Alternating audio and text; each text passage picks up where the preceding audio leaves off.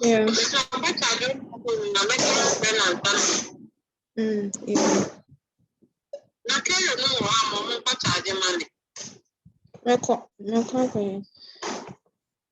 Okay. Okay.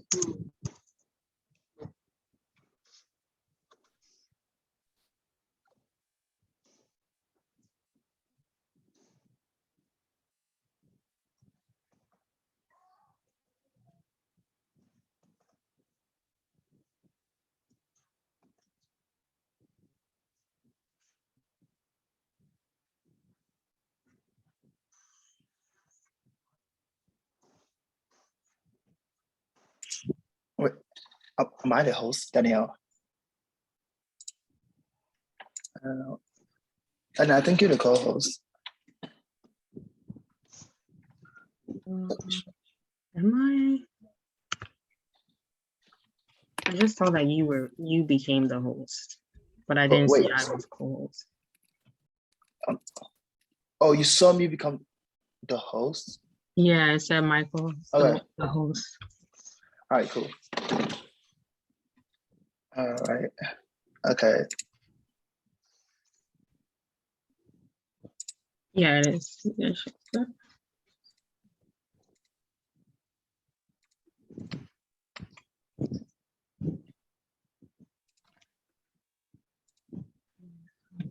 Yeah, so there's no waiting room, I believe. Yeah, everybody's just coming in. Cool. Awesome. I think one of our panelists is here, Hannah, I believe. Hey, Hannah. Hi. Thank you again for doing this. Really appreciate you. Of course.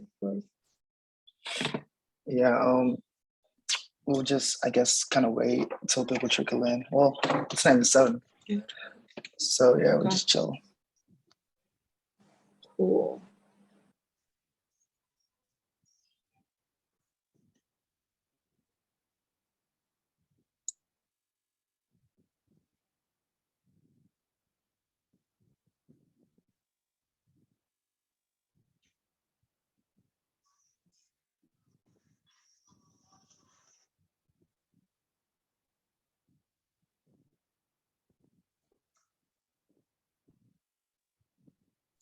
Ooh, someone asked, will this be recorded for people who can't make it? I guess it will. We'll just need to reach out to the secretary to get access, right? I'm not sure if it can be distributed, Michael. Right, all right. Oh, bureaucracy. But we can. This is being recorded.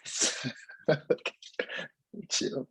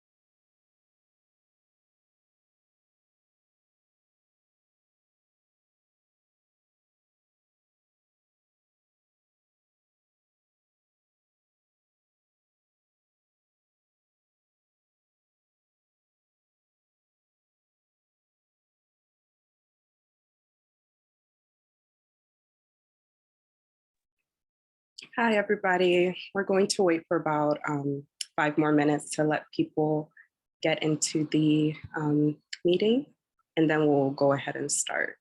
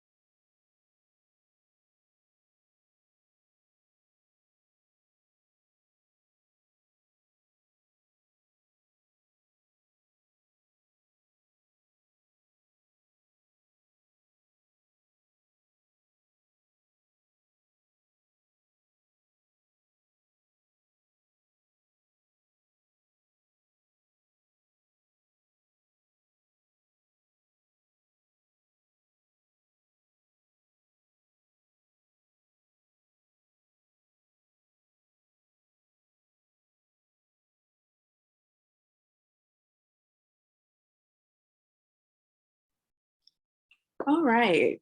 Hi, everybody. Welcome to today's event, Surviving Medical School by the Ghana Physicians and Surgeons Foundation, which is abbreviated GPSF.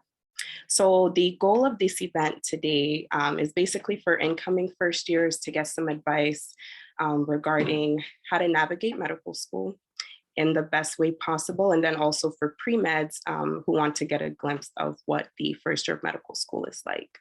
So just as an introduction, my name is Ellen Estienne, and I'm a first year representative for GPSF. and I'm an incoming M1 who's going to be matriculating to the Ohio State University. So my other first year representatives can go ahead and introduce themselves. Hi, everyone. My name is Michael Menton-Mamfo, and I'm also one of the first year reps like Ellen. I will be matriculating to Duke University coming this fall. Hi, everyone. I'm Edna Bonsu. I'm also one of the first year reps. I'm going to be matriculating to Penn State Medical College. Okay, thanks, guys. So today we have an actually wonderful group of panelists that were so kind to give us their time to come speak on this very important topic. So if the panelists don't mind, you guys can go ahead and introduce yourselves. You can give your name, what school you're in or have attended, and your current year, please. Anyone can go first. I can go first. I'm Hannah Jimpy. I am a second year medical student at Ross University. I'm Alfred Kankamp Jr. I'm currently a rising MS4 at Texas Tech University Health Sciences Center. I'm Kwaku Bonsu. I'm a second year medical student at Jacobs School of Medicine in Buffalo. Hi, everyone. My name is Danielle, and I'm currently an MS3 at Drexel University College of Medicine in Philadelphia.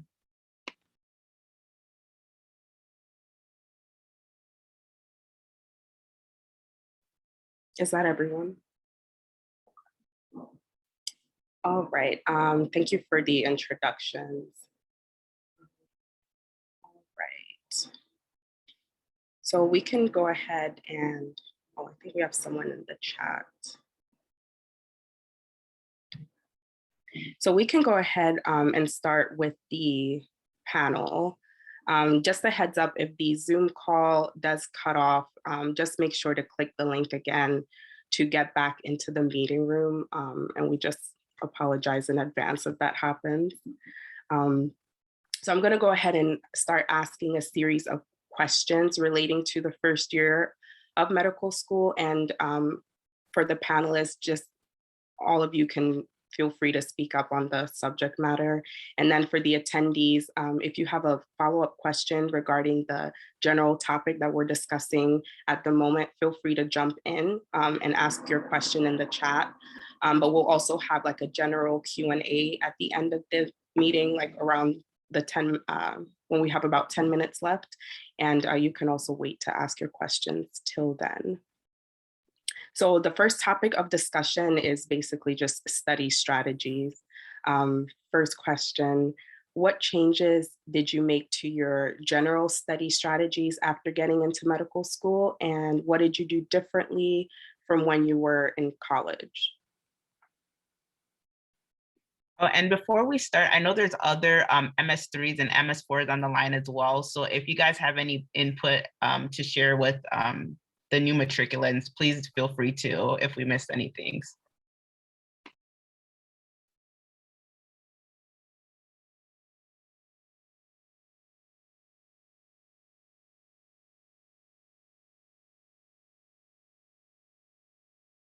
Hey, could you repeat the question again, Ellen? Yeah, of course. What changes did you make to your general study strategies after getting into medical school? And what did you do differently from when you were in college? I guess I'll take this one first, unless anyone else wants to go. No, you can go ahead. I can follow right. after you. Cool. So me personally, I know in college I was a big study group person, but in med school there's just too much info and too little time, so I kind of had to cut that out as much. Anki was something I never used until medical school. You know, it saves a lot of time instead of having to read a textbook and not really know what's going on. And then I also learned that like sometimes it's better to learn from like, let's say, like videos instead of going to actual lecture, or you use the lecture as supplemental, but you got to have something that you kind of like learn from before you go to lecture, if that makes sense.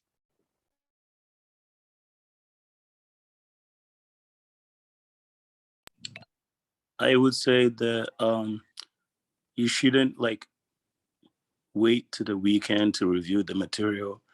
I think like when the professor is teaching, you should try to pick it up like right then, if you can, by asking all the questions that you have. Don't wait until you go home and go struggle with trying to understand like, oh, what did he say again? If you guys have like lecture recorded, I recommend like repeating the lecture again. Um, Try to repeat the material about like 6, 7 times if you can. I mean, med school is tough, right? It's really fast. The information comes fast, but uh, one, if you can pre-read before class. Two, listen, take good notes during class. Three, review it at home. Four, when you go home, during the weekend, you can repeat it. Like, five, review it before the exam. And like he said, you can supplement it with like some videos to fill in the gaps of what you don't understand. But I think like the most important thing is try to understand it right then. That's what I did that helped me. I tried to ask a lot of questions. You're paying these teachers to teach you. Some people are going to be like, oh, you asked too many questions. Da, da, da, da, da. It doesn't matter. You're paying the tuition for the professor to teach you. That's why you're there. And don't be shy to ask questions if you don't understand, because at the end of the day, you're trying to graduate, right? That's the most important thing for you to graduate at math. So I think you should ask the question right then and get the answer that you want. And don't be shy, whether people are watching you, whatever. So, and then have a hunger, like you really want this, like go back to your personal statement and see why you really want this. And that could really help you. You know what I mean? So that's the Lord I have to add by saying that what changed from undergrad is like, there's no procrastination. You really got to learn it like right then. You can't really cram all the material. You could, some people could, but not advisable, I would say. I would also say use your upperclassmen in your school as a resource because they've already walked the path you're walking. It's like we can give you as much general advice as possible. But like I know at my school, our MSD block is one that's like multi-system disorders. It's not a block that you can just go to class for. But you wouldn't know that unless you talk to the upperclassmen. But yeah, you really have to go home and look at this stuff yourself because they're gonna breeze over it in lecture. So I would just really make sure to utilize like your upperclassmen and ask them what they did. Yeah, I would echo what everybody is saying. Please, you can't cram med school. You can cram undergrad, but you cannot cram med school. Something that I would also say is if you're going to like a class and your class is on glycolysis, make sure you read up on glycolysis before going to that class. So try to come to classes prepared. Again, I can speak for myself, but in undergrad, I did not go to classes unprepared. That doesn't work in med school. It goes very, very, very fast. You're gonna have like 5 times the workload that you did in undergrad. So just try to keep on top of your work. I think the biggest change for me is active recall, because like in undergrad, honestly, I can literally just read and I'll be good. But I feel like with med school, you can't really read and think that like during an exam, you're going to remember everything. So the way to test yourself is active recall. And I use Anki as well to test my active recall. And I'll also say that time management is also a big thing. You can get like your study strategies right, but if you're not managing your time well, you may not have enough time to get through as many materials as you want to get through. So for me, I think the biggest change was the active recall. And people do it differently. You don't have to use Anki, but just do whatever works for you. However you want to actively recall your stuff, just do it. But make sure you incorporate that in your study strategy. What I'd like to add to that is, in addition to what Hannah said, like Anki doesn't work for everybody, but I'll say Anki too is you can make it flexible with your like different like courses and modules. You don't have to like use Anki for everything if you don't need to.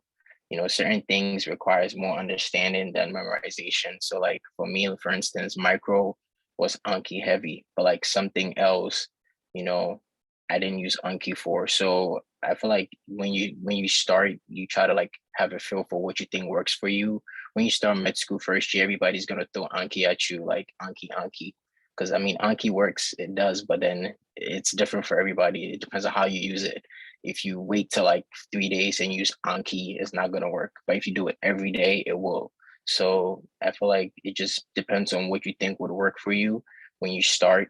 And then also a little bit the opposite of what Alfred said. I mean, study group doesn't work for me too, but like I would do it when I need it. So it was like group discussions, like maybe a couple of days before a test, because your other colleagues would study the same thing, but then they have different ways in which they understand the material.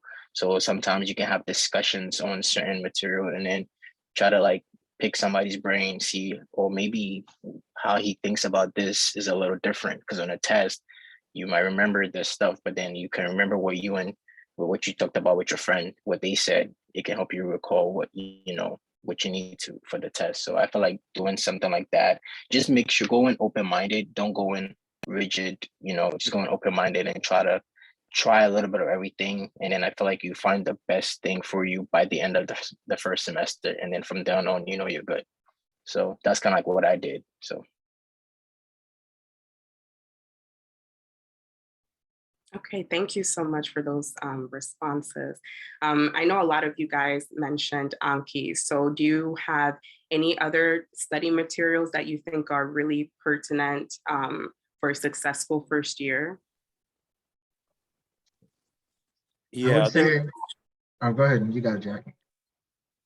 I would say it depends on curriculum, right? So if you're doing anatomy to start with, you got to know, I think most medical has the labeled cadaver where they ask you questions based on, you know, like what nerve is here, what artery is here, and things like that. You make sure you go to the lab, learn as much as possible, and then also use books like BRS or Olympicot. They have some anatomy questions. I think University of Michigan also has some, I don't know what your school resources would be, but you could use those as resources, learning the anatomy. Learn as much as possible from that. But questions are really key though. The secrets for me, well, I even figured it out was doing a lot of questions. I started doing questions early. Supplement BRS, Lipicot, and do some UR questions. At the end of the day, all the exams are just questions. Can you answer a question? If you can answer a question, you can move on to the next semester. Just answer my question and keep it moving. That's really what it's about.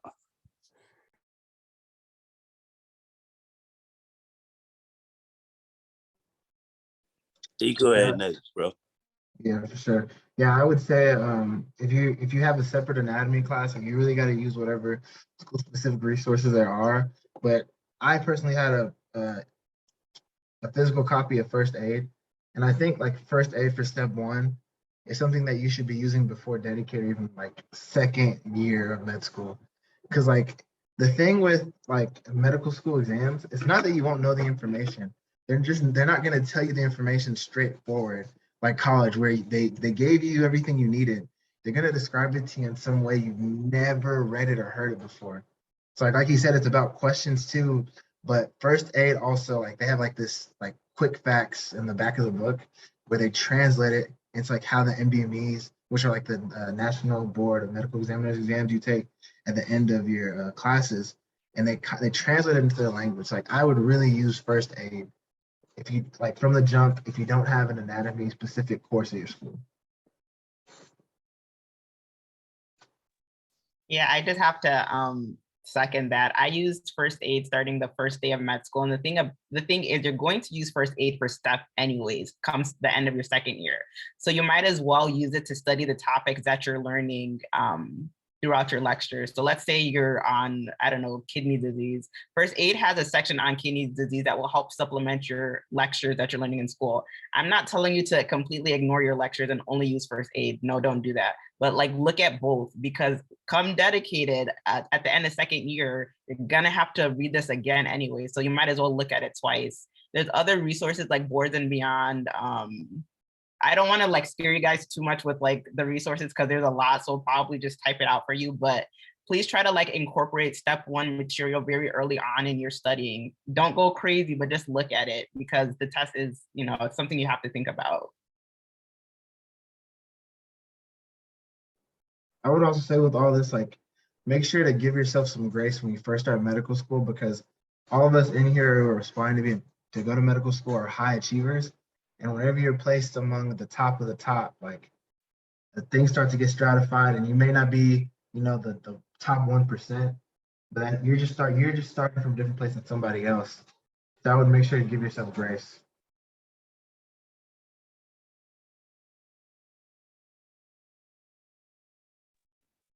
All right, thank you again. Especially with the point about starting step one, studying early on, that kind of trickles into the next question that we have, that since step one is now pass fail, how would you approach studying for it? With the same intensity as perhaps when it wasn't pass fail? Do you think it's still necessary to start studying for it right away? What's your opinion? So I have a hot take on this, I guess, because for me, being a class of 2023, I have friends who are in class of 2024, and I would say make sure you approach like studying for step one as if it was scored, because step two is scored, and step two is based on everything that's in step one. And I've seen people fold just because they didn't take it serious during dedicated, and like it's pass fail now. It's like, yeah, there's no score, but I would just make sure to do the best that you can the first time, because step two is really just, you learned all this stuff in step one. This is how you manage it. This is how you do. This is what you do if something goes wrong. So I would make sure to know that you need to study as hard for step one as for score. And just so that you guys like have a timeline of everything, for step one is what you take at the end of your second year before starting your third year clinical rotations. And then step two is what you traditionally take at the end of your third year. So I know you guys are just first year together pre-med, but so that we're talking kind of like long term. And then somebody asked the question what first aid is. First aid is basically like your preclinical textbook. So it's everything that you see your first and second year of medical school condensed into one textbook. So all of your lectures should follow what first aid is teaching you as well. So that's what first aid is.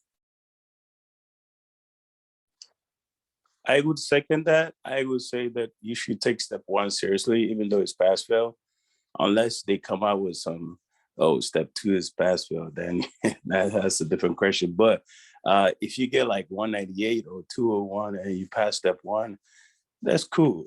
But then you're trying to get like 240, 250, that's a stretch, a bit of knowledge, right? You have to really like know more. Because you just like, oh, it's pass fail. Let me just get like a 201. Cool, that's cool. But then it builds up.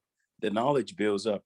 So first you go to step two CK, and especially IM, and they ask you what's the next best step in management. Now you got to know what the diagnosis was. That's step one. That's number one. You got to know what the diagnosis was. You didn't learn that in step one, so you really don't know. So you just have to know that and then add to it as well.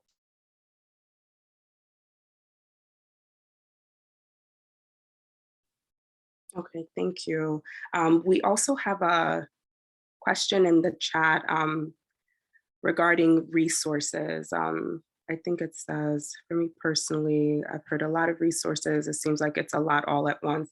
Okay, so this person basically kind of wants an overview of how you incorporated these resources in your study. So maybe if one of you could give like a day-by-day, step-by-step kind of like studying routine using the resources, that would be helpful.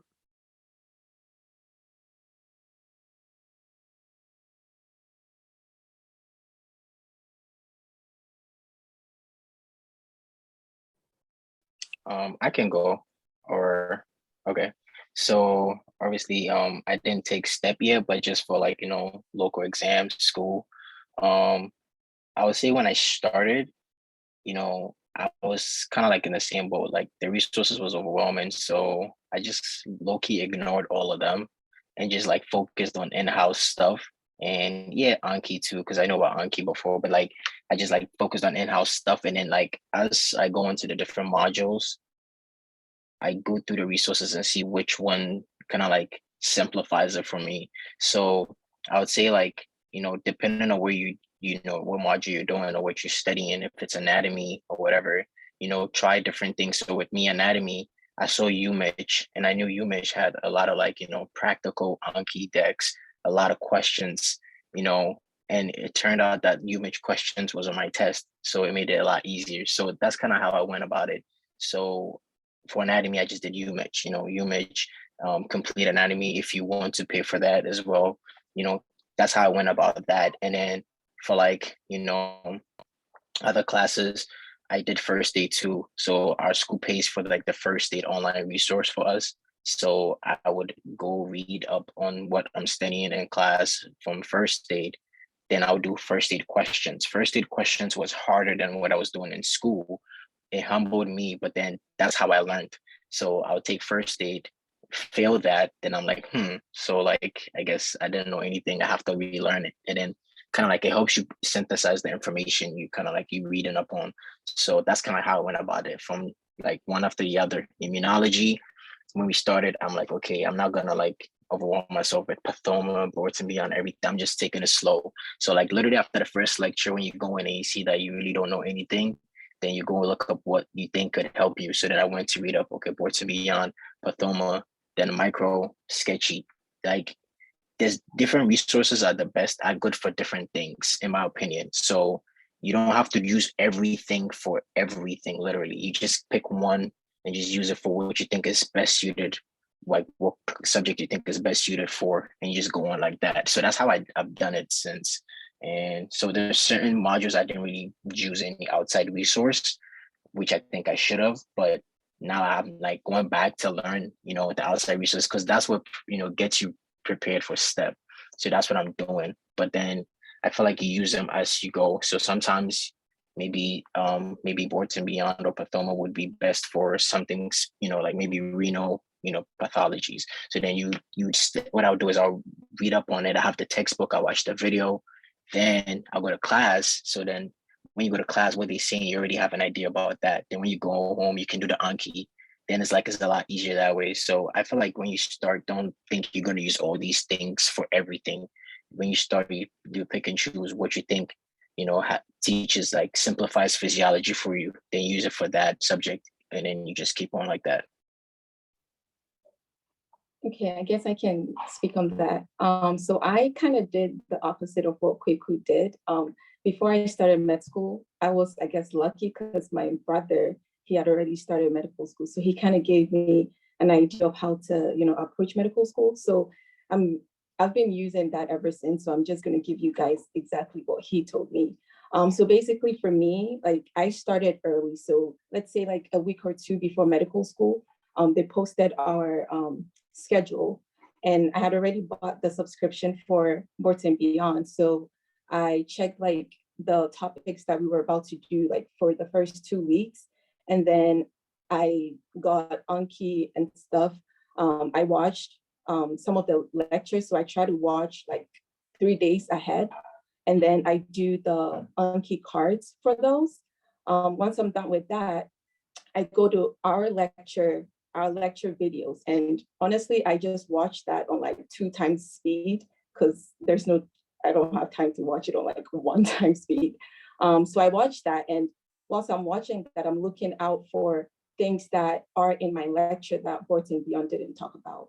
So it's faster that way. And then luckily my school, some of the students already had like pre-made decks. So once I watch that, I quickly go through my lecture slide, get the big picture of everything that you're talking about. And then I unsuspend the cards that I need for my lecture. So one, Boards and Beyond has like Anki decks. So if the Anki deck is already in Boards and Beyond, I don't need to suspend that in my lecture decks.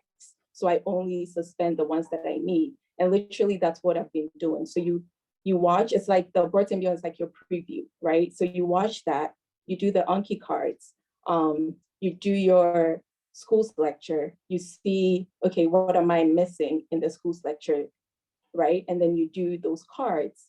And of course, after that, you also do questions as well, because questions are very important. So literally that's like the way that I study, and that's the way I've been studying ever since.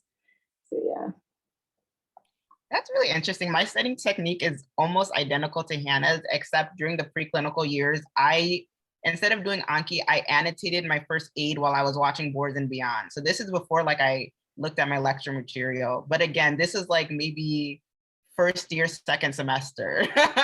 So yeah, I watched Boards and Beyond, annotated first aid, then I jumped to the school lectures. I'm a visual and auditory person, so I have to watch videos. Like if I read, I'm going to fall asleep. So I watched the lecture videos and then I jumped to the Anki deck, redid the Anki, and then jumped to practice questions. But see, it's a combination of both. So you're not completely ignoring your lectures and you're not completely ignoring like these outside materials as well.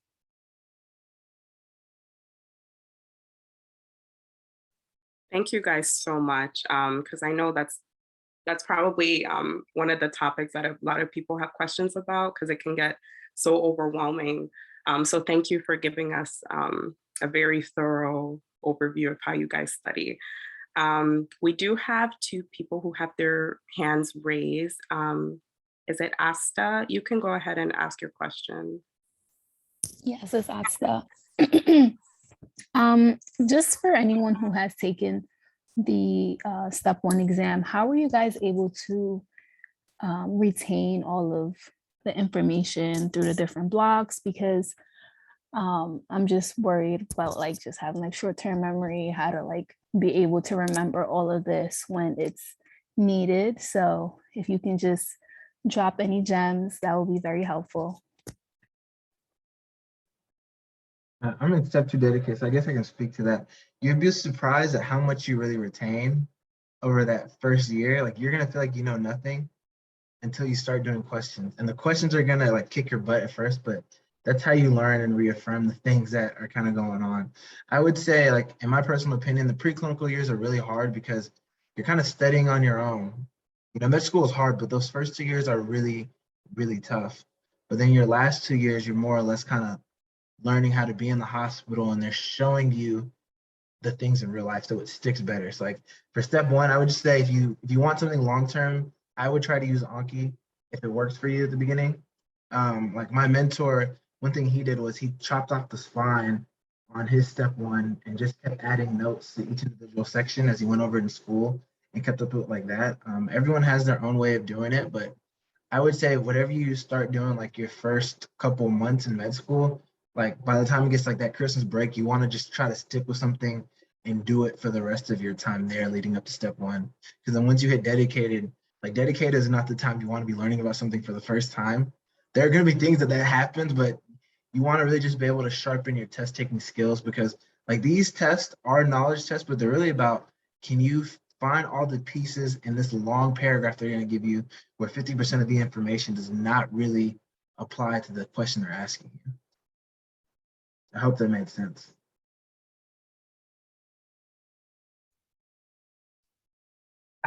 Yeah, and I know it seems very overwhelming. It's like, how do you retain 2 years of material for one exam? But you guys can do it and you will do it and you'll do great. And I just want to emphasize that, oh yeah, I just took step 1, I think maybe 3 months ago, I think. And if you do like, if you're constantly looking at Boards and Beyond, you know, your first semester of medical school, if you're looking at first aid, if you're doing these practice questions, that's all studying for step 1 as well. So it's not like you're saving it until the very end. Each school gives you a period to study for step 1 called dedicated, and this ranges from about 4 to 8 weeks.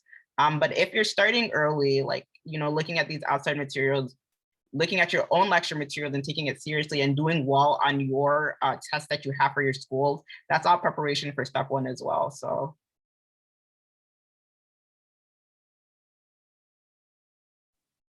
All right, thanks everyone. Mame, you also have your hand up. You can ask yourself. Yeah, my question is mostly for looking at in-house exam versus like NBME exams. So if your school strictly uses NBME exams, does like what, like, I don't know, like, do you really need to be looking at lecture? Like, or versus like, okay, if your school is, you know, their researchers are very interested in their very niche questions that actually nobody else cares about, like, does that change? Because at the end of the day, you still need to like pass, right?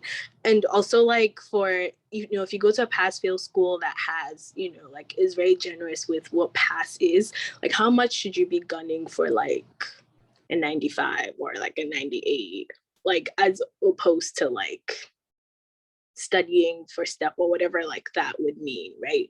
And then finally, and looking at Anki decks, so all of you have talked about like multiple Anki decks, but like what I've been told, like, oh, like, you know, Anking is like the go-to. Any of you using that? Is it helpful at all? You just like, I don't even know what that is. I just want to say something really quick, Mama. Thank you for your question. Please, please, please, please, please still look at your lectures. I know we're talking like a lot about outside resources, but I guarantee you, everybody on this call who's the third, fourth, second year, we looked at our lectures. Like you cannot ignore your lectures. Sometimes they're going to be disorganized. Sometimes they're going to be really, really well written. But you know, please look at your lectures because you still have to do well on your in-house exams. And another thing, your school may be pass fail, but there might still be an internal rank. And with step 1 being pass fail, that's just like another way for them to kind of, you know, I guess like judge you, kind of. It's another way to like differentiate like who's better from who's not, even though, you know, I don't really agree with ranks, but so yeah, take it seriously, do your best, don't, you know, kill yourself, but just do the best that you can because your school might still be ranked. I know, yeah. So.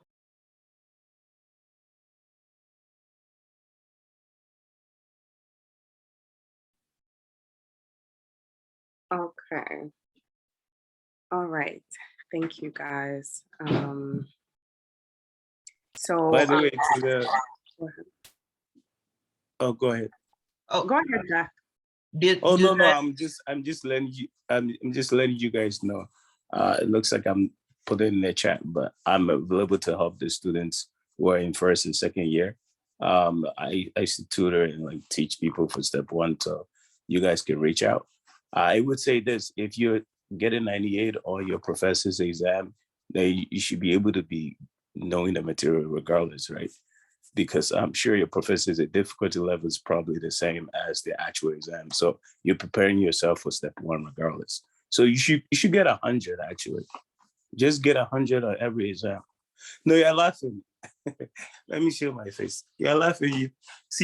You say that you can't get like a 90 or something like that, but you have to keep lying to your brain that you can get a 90 or like above 85 in every exam, and you will get it.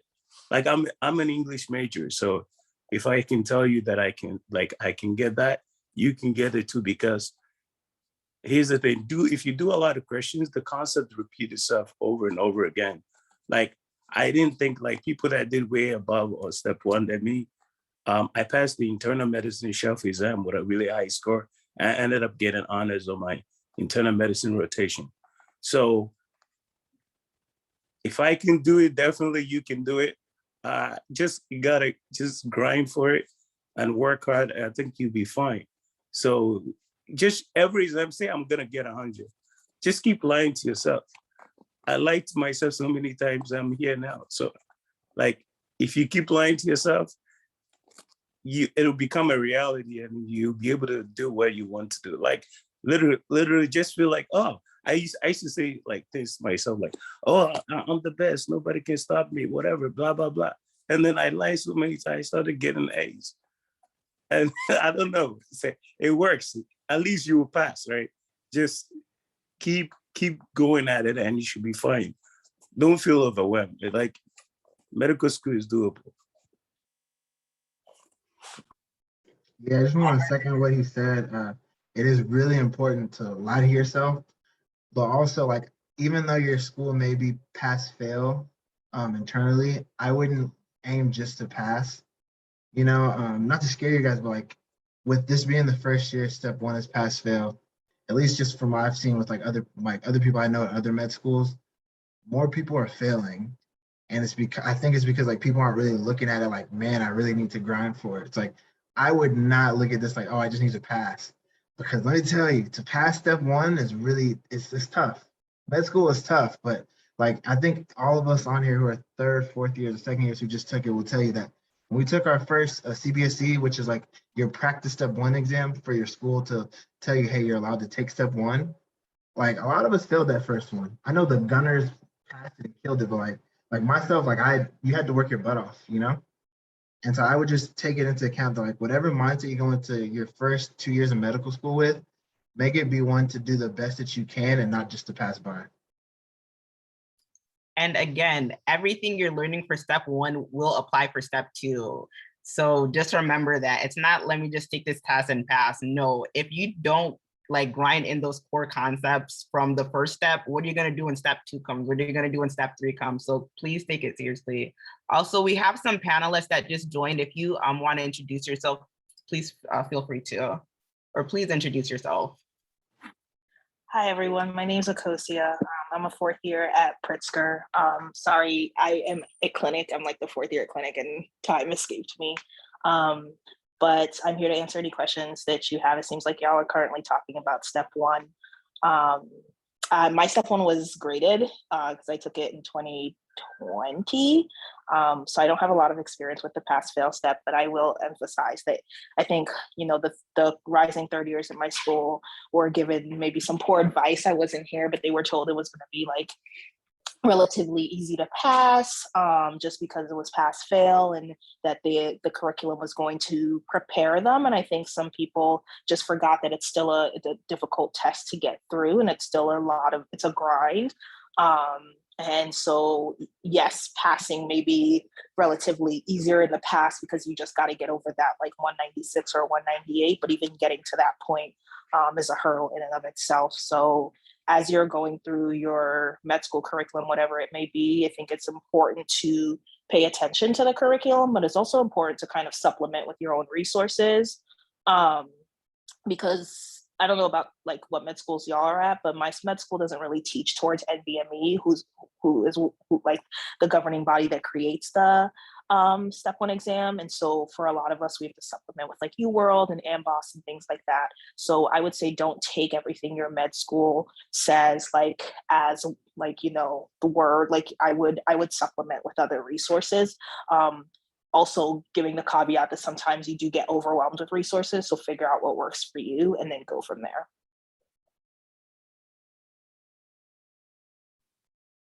Thank you so much for that input. Basically, we're all going to get 100 on our exams and do very well on step 1.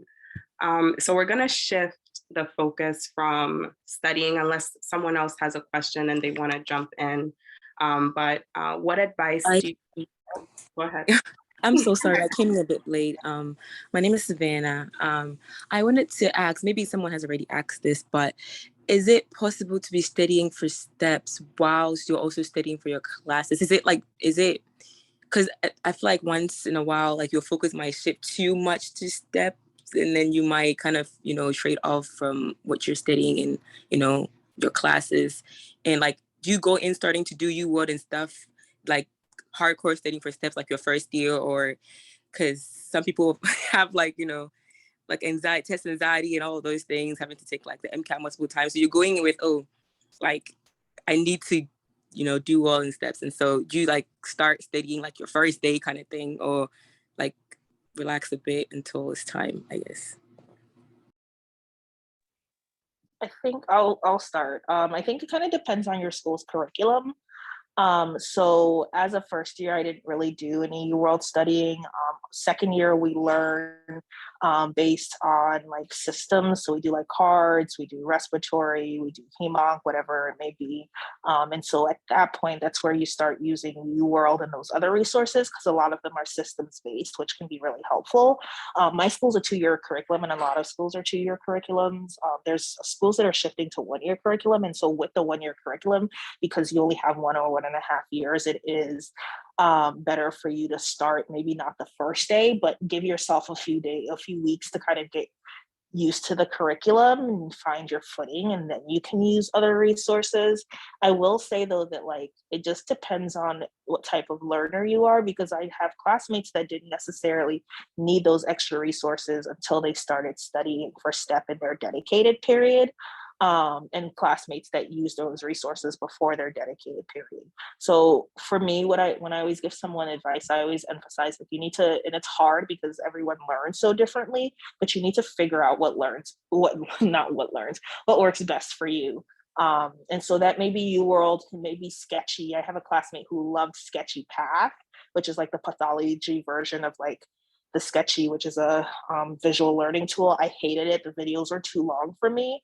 And so I couldn't do that. So I think studying for your class exams, if it's like systems based, is important, but it is not completely unheard of to like study for, like use UWorld to study for your class exams and also study for STEP. That's something that I did, especially if you don't have like question type resources for your exams at school.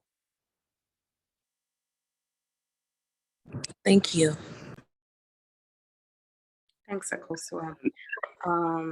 If someone else has their hand raised, Michael. Can I quickly add to what she said real quick?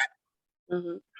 So she can use first aid. She can use first aid to like review whatever concepts that were discussed in our class, and then it'll be like she's kind of like studying for STEP, but not really. So she's kind of still using first aid a little bit.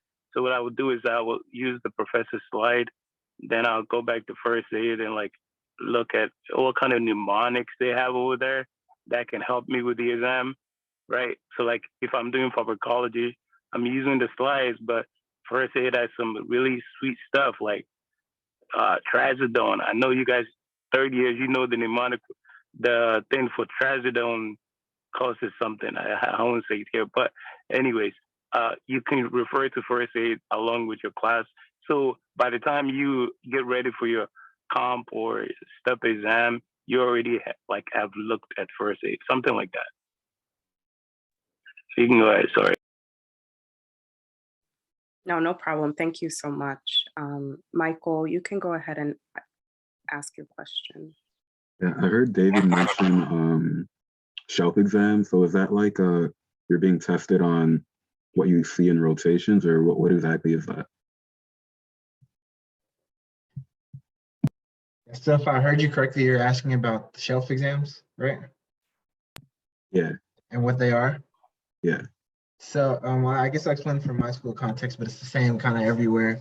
So like when you're on your pediatric rotation, at the end of that 8 weeks, 6 weeks, I know it's different per school, but at the end of the time that is your peds rotation, you'll take a exam, basically a comprehensive final over things that you should have seen on the wards or learned from UWorld or the resource or the other resources you're using.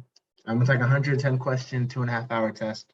So it's just basically, I look at my clerkships as like a class I'm taking, and that's just a final at the end. So you have one for peds, surgery, family, internal. If you have neurology at your school, you'll do one. If you have emergency medicine at your school, you'll do one, and then psychiatry. You don't do them in 4th year though, if I'm not mistaken. I hope not, because but I know 3rd year for sure, you take them at the end of every clerkship. And again, just a timeline. So you take step 1, the end of your 2nd year, and then when you start 3rd year, that's when you have these shelf exams, because that's when you'll be going on your clinical rotations, what Alfred was talking about. And then at the end of your 3rd year, then you take step 2. I will add that not every school follows that model, because some schools that are like the 1.5 year ones where you start your clerkships maybe halfway through your 2nd year, you don't take step 1 until after it's really weird, but after your 2nd year. And so you may take shelves before you take step 1. But yeah, generally speaking, the way that it makes the most sense is that you take step 1 and then do your shelves and then take step 2. Thank you.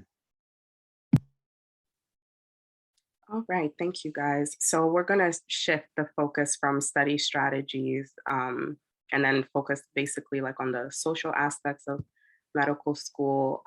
What advice do you have regarding study life balance, and then how to manage school and everything else that life kind of throws at you?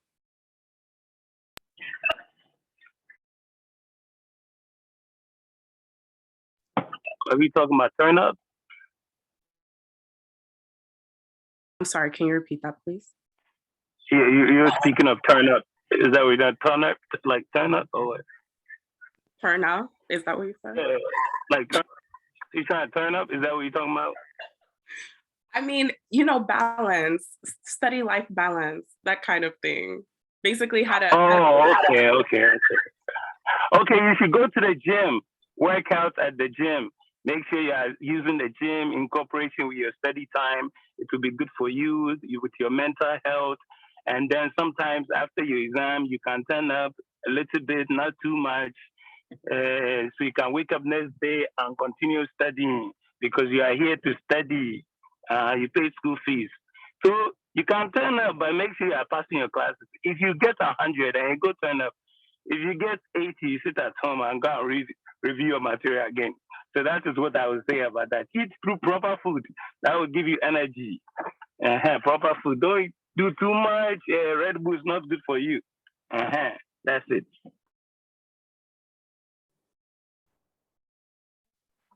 Yeah, I would say I agree with you. Oh, okay. Oh, my bad, Hannah. You want to go? You can go. I agree with him. I mean, even if you get the 80, still go like relax after your test, but it's like one of the surgeons that's mentoring me. One thing he said is that some days he's a great father. Some days he has to be a poor father so he can be a great researcher. It's like balance isn't every day something to get done, Some days you may have to sacrifice your gym time in order to study. But you shouldn't do that every day. Like balance is making time for certain things, even though you know that there's going to be a day where you can't do it. Like the day before a test, me personally, I'm not going to spend that hour at the gym, but I'll go right after my test.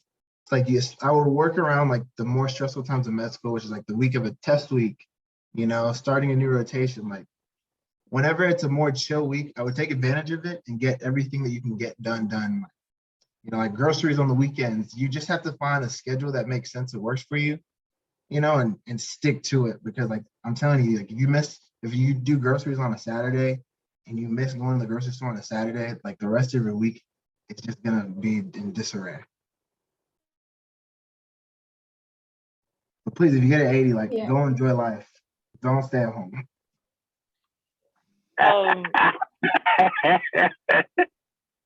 So I kind of want to go back to the 180 thing. I think I wasn't here for the beginning of that conversation. My school is pass fail. I think most people's schools are, and it's like a 65. So I kind of approach things a little differently. I felt kind of strongly about having time to do other things because you're a med student, but you're a human first, and you kind of have to, sorry, I cut you off. I'll be really quick, Hannah, but I think you're a med student, but you're a person first. And so if you're studying to get 100, I think sometimes that can be really difficult. There's a lot of information to learn. And when they say, it's like drinking from a fire hose, I very much felt that. Like when I started, it was like anatomy boot camp, and we were just learning too much. And it got to the point where I did my best to learn 65% of the information. And that's all I could mentally handle. And I got that 65 and I moved on. So I don't want y'all to feel like you have to get an 80 or 100 every single time. I think that that's a good goal to, aspire to. And when I took exams, I tried to do the very best I can.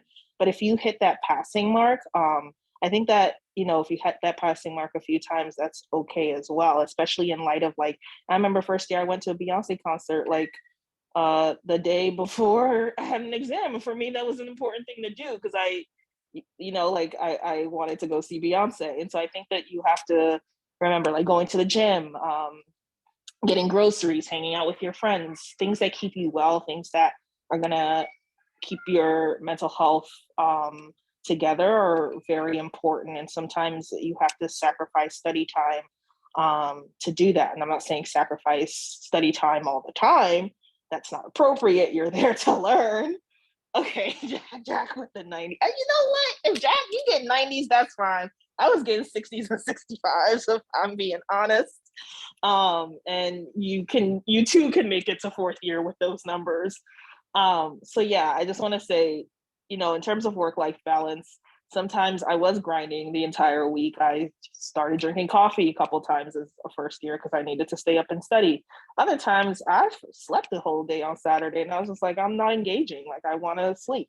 So I think that you have to figure out a lot of like med school is just figuring out what works for you and taking it from there.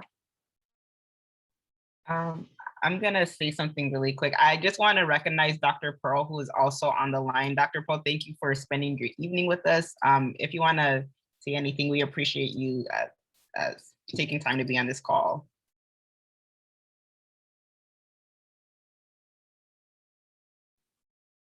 All right. Thank you guys. Does anyone else have anything to say regarding study-life balance? I'm not sure if someone else wanted to speak. Okay, I don't want to put too much pressure. Just pass, okay? Just pass.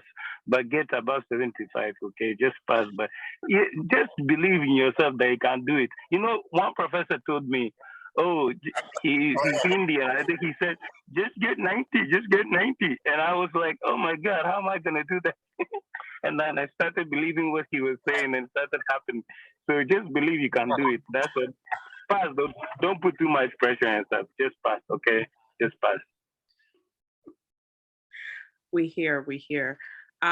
There's also a question about sleep schedules. What was each of you guys' sleep schedules during first 2 years, and did it stay consistent? I'm guessing not.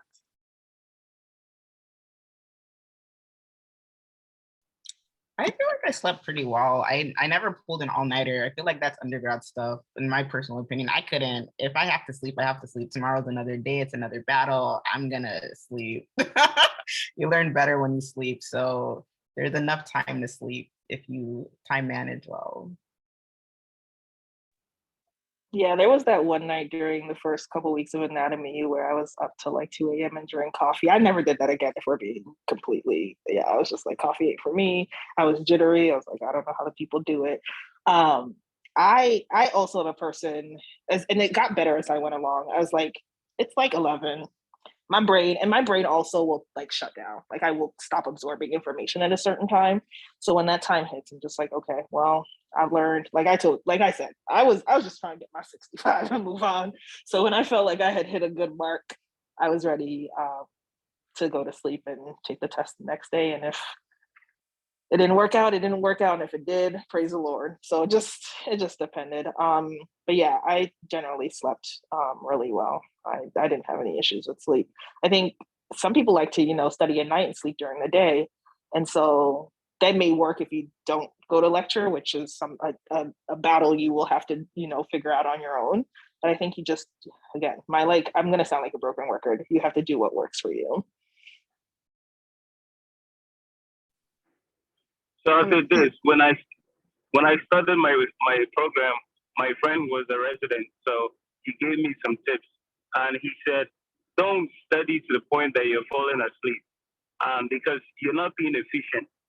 So whatever you could have covered within that 1 hour, it will take you about 3 hours to cover it. If you're sitting there, you're yawning and you're nodding your head like 10 times. Don't do that.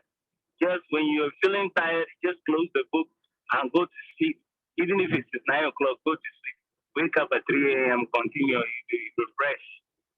New battery, energize the battery, understand? So you energize yourself and continue. Don't sit there, you think you are studying and you are nodding your head and you are trying. Don't do that. It's not healthy, it's not approved at all. Okay. I just want to, in the beginning, I did do this thing where I would drink coffee at like 9 p.m. at night, and I just stressed myself out. Please don't do that. Like everybody is saying, if you're tired, go to bed. Tomorrow's another day. You got this. And it's too much material. Just sleep. Yeah, I'm gonna co-sign with everything they said, but also when third year starts, everybody's getting up at 5, 6 a.m. It's I'm personally a night owl. And let me tell you, that was the biggest struggle for me, especially being in COVID medical school where I could study on my own time and watch the lectures later.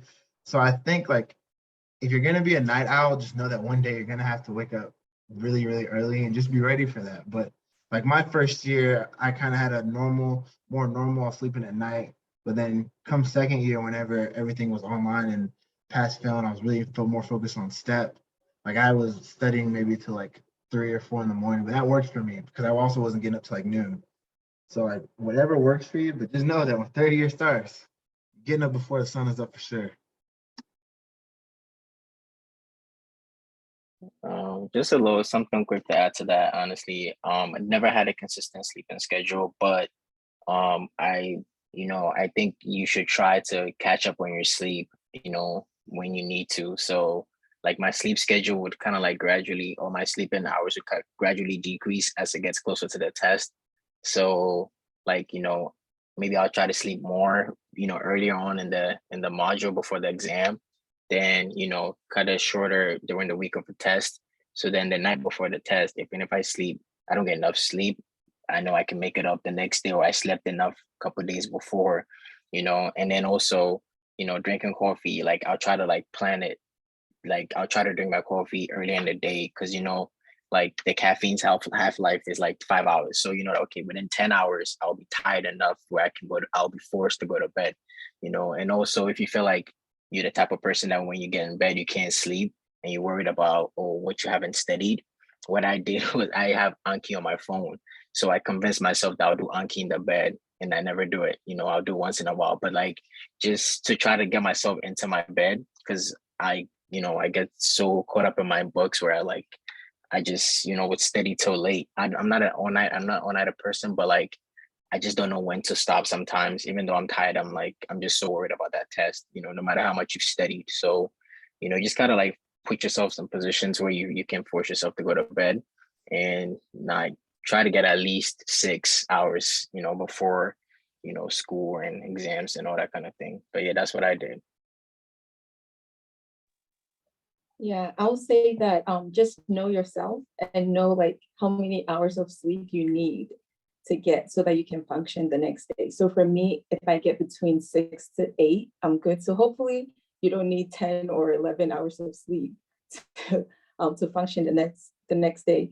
So yeah, for me, I'm like Koiku, like if let's say I have maybe 3 weeks to an exam, obviously I'm not going to be sleeping for just 6 hours. I'll try to get my 8 hours of sleep. And then if I have like a week to the exam or 2 weeks to the exam, then I'm going to decrease like the amount of sleep that I get. So yeah.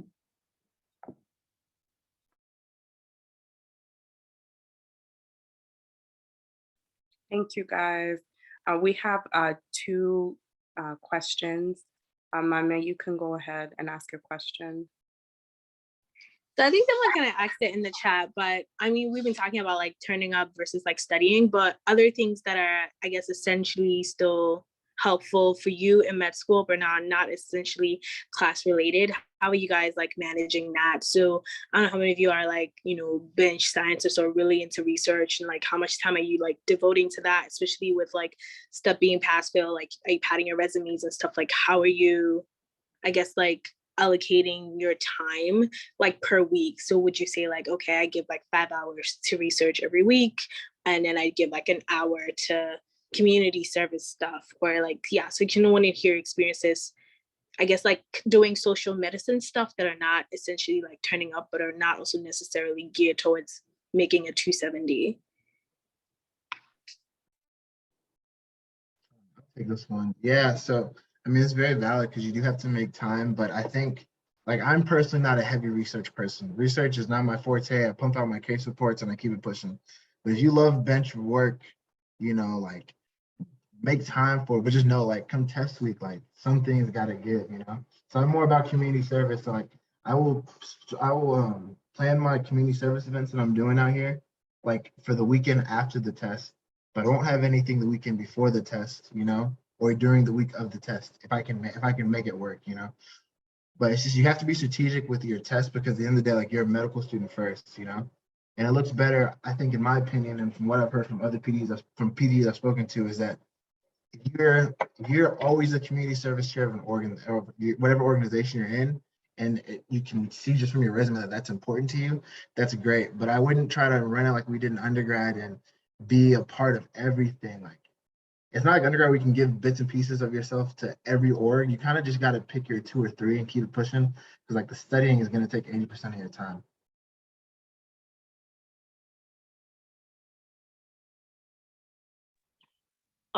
So ooh, I'm echoing, I'm sorry. I think it depends on what you're interested in. So research isn't, I did a couple of years of research before med school, so that wasn't a huge like pull for me when I got to med school. I didn't like basic science. So I did the research, my school requires research. So I did this research my school requires, but I didn't really try to push for anything more than that. I think a little bit like Alfred, community service is something that's really important to me. And so as a first year, I kind of, even honestly, I'm really big on preparing. So like when I started at my med school, I kind of looked and saw like what are the activities, what are the organizations they have that I'm interested in, and kind of pinpointed what I wanted to be involved in. And the way that things work at my school is like you have to apply as a first year for a lot of these orgs, and the previous board like passes things down. So like I signed up for like a free clinic and I was on the co-director for that. I helped out with like SNMA at my school. I helped out with HPrep, and there were like just specific like things that I knew that were important to me, and I made sure that like I predetermined and I hit those marks. And then everything else I kind of just dabbled in. Like some of the other orgs I would like volunteer here and there, but wouldn't really focus a lot on that. In terms of time management, a lot like what Alfred said, like if I had a test coming up on a Thursday, I knew that I did not want to be at the clinic. I'm actually at like one of the clinics, like I said. I knew I didn't want to be at Washington Park on a Tuesday. Like that's not going to work for me. And so it's a lot of like, it's going to be a lot of scheduling. Like I live by my calendar. If it's not on my calendar, I'm not going, because that means I didn't know about it and it's not happening. And so I think that just like allotting your time appropriately is going to be really important. In terms of like applying for residency and stuff, like I've kind of already filled out a bit of my ERAS application, and you can see like I'm very interested in community service. Like everything that I've done is community service oriented, or like I'm really big at like my school and helping out. So like I have a lot of institutional service, like helping out with graduation and being a student interviewer and things like that. And those are all things I knew that I was interested in before I started med school, or even like once I got in and I knew where I was going. So I think being really intentional with what you want to be involved in is going to be really important, because you don't want to sign up for 18 things, because that's going to stretch you out really thin. And this isn't like applying to med school. You don't have to have 15 activities on your AMCAS application. For ERAS, there's no limit or there's no minimum. So you can put as many or as little things on there as you want.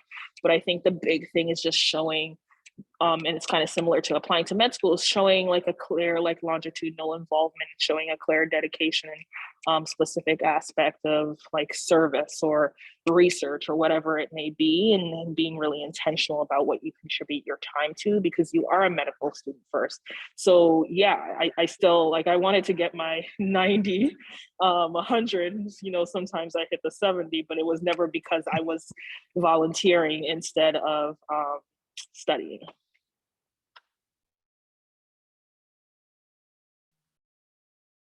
Thank you so much. We are going to start wrapping up. Does anyone have any additional questions that they want answered right now? I just want to say really quickly, congratulations to all of those who are matriculating this year. I know it was not easy, but you guys did it, and it's going to be a great, beautiful, long journey. So congratulations, first and foremost. Yes, we are excited. And thank you so much for, oh, we do have a question. Besides UWorld, what are the best resources for questions? Oh, and of course, what said AMBOSS. Does anyone else have input?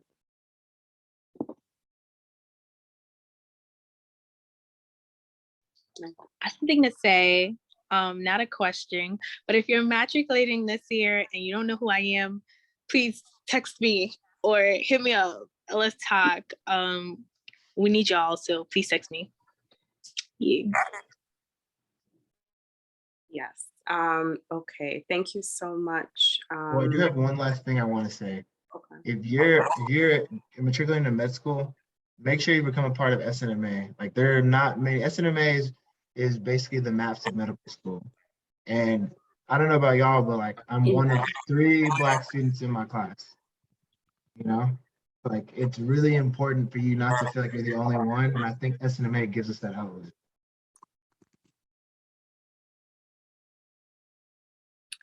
Thanks, Alfred.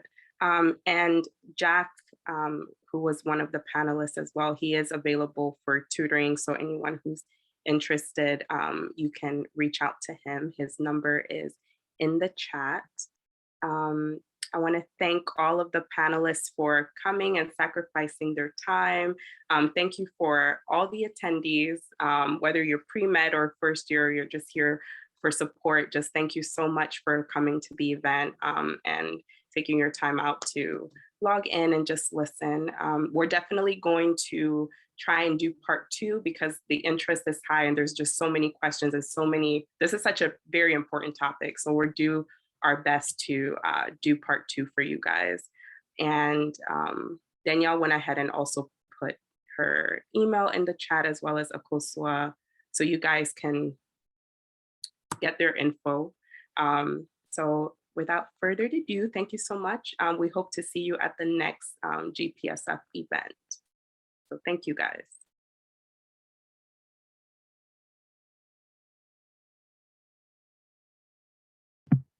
Question. I saw this was recorded. How would we look back at the recording if we want to see it?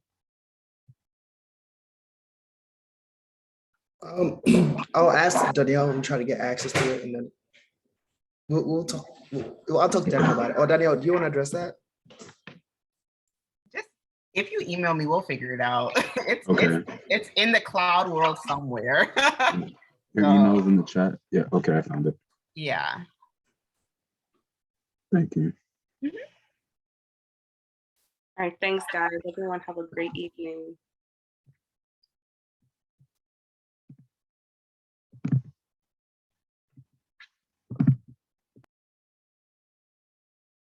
This was lit, y'all. Thank you.